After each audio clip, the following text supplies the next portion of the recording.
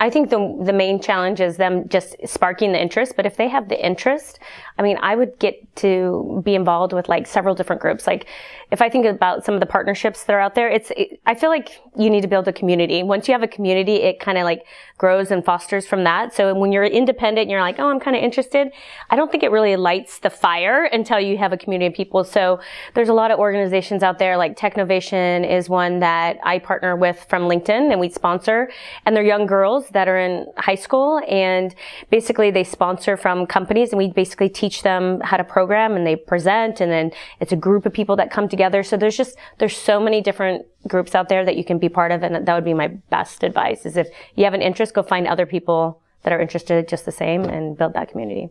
When I first started, again, it was an interest. I enjoyed math, and I got into engineering because I figured like, oh, those two, I just heard that it kind of made sense. I didn't have a lot of guidance at all. And once I started getting into the classes, if I look back then, they started getting really, really, really hard.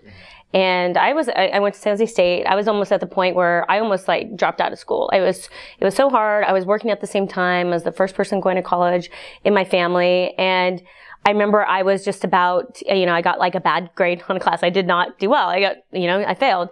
And I remember this man came up to me, and he said, hey, do you need some help? And I'm like, yes. And I was just like, wow. So if I look back then, I wish I would have like asked for help, and him just drawing me in. And then I got part of a computer club here, at San Jose State. And I met a whole bunch of people. And again, building that community, we'd stay up until 2 a.m, whiteboarding solutions, studying together.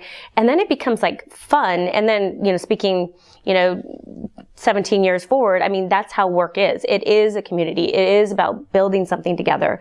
So my younger self then, I wish I would have asked for help, found that group of people, and just started plugging away.